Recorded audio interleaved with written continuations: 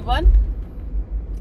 Koe aho maloloen I o Sydney aho Australian Day. Pakoe lelen ke ngawe. Oku mahala ito ay hame atu e telefoni kate puke pe e telefoni na to Hangi ko whakaori e toki I tuk pehebe. Hangi ko whakaori whakaiki ki bai ko e lea ko a Miss Hong Kong o pehe ko ana pehe kia mo se Ronnie ko ia ia mau oia we whakapo mau ko hai a mau ko ho uto Miss Hong Kong ko hai a mau ki ho uto o ku ke mo fere pehe tai mini we mau ka pau e tana ko kakai tangata e liunga te au ho tau o ku ke si peia ko hinga ho city mau he tai mini ko uhinga he ko lele no e fa no e vai ko ke awa ko te alu ko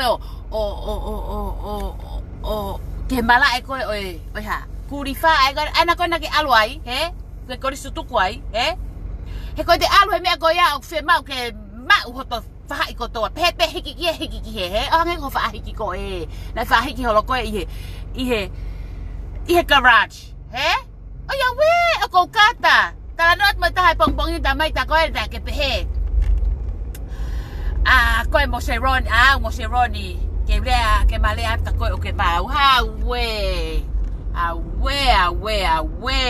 ko mau li la ka pau na sisi e te tangata he to hongo fulu Paka pau ko tangata e liunga te au ho tau o ku keisi pe pa tuku mo whakaori tuku ho fie ai koa ki fe fine na tango tu mau hoia we nau ilo koe ku keisi ho wha ele ke yari pa nau ilo pe au koe ho kei he ku keisi na e ui koko fokisi ke nofat mo lasike viku pe lasike ia koe pa alu ne ke toha taha ko tui ke nofa olea atu kalisa tu e fine o pita ko tau ka inga pe foki ke nofo sigo nofo ta ake atu alisa hiri ko ya na ke talarita la lo holo motui tuku pa ona ke toi pu ake fo ida ko mau ya ka au ya mo seroni ko kita ko na hangi ko lau matai sawa na mo matai sawa wa si iya liunga ho tau motu ake te au keisi mo ka kai tangata ko ya ta puni ho le ya ho hongo tapu ke to le afie mau ke pehe o ku ke mau ko hinga pe ho mau tango tu mau he tai mini he ku lele tavare alalo ko me a koe na alu ko fai ake faka hawe ko mau ko polo keni ko lele fu paipa ko lai hono lele tahai he vale mo poto ya we ta ko na ke pu ake fo ile ko mau ko hai mau ko ulu ta nai mau ku ke mau ku ke mau ke mau pa ke ilo yo ku ai ho fa nau ke ai o te sio atu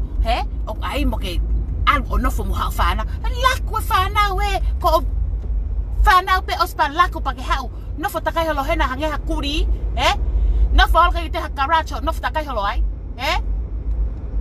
Osi peko ya paku sai ku mau fu vai ke tango tu ai ku mau ka vai pe te netari ho ngo ke lava tahatari ko hika peko vai pa lele vai ku nau lele osi autor ko hango lau ko ka vai pe he te hai me fai no pe vai ta fa ki ko ko he lo ki ko no fo ko he lo ki ko tu ha me fai vai ko pe hello good morning my love. Okay, goodbye, my love. Have a great day. I'll see you later. Ko iya. Ko hello pe mo say goodbye. Tapu au pito ke lau. We ta ko na ke pehe ko mau. We ko ha mau ko uto. But fuck isi. Tau fo la. We ko kita ko o pu aka to hingo ai. Nuku alofa kai baki iki imaya. Ni to o mo hatafu.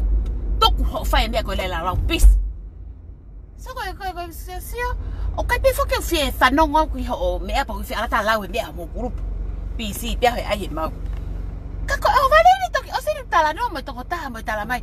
Ha we sela nei pehe ia. Ko koe mo Sheroni. Ayange mo wawata tau o mau ia. Ha we. Alu.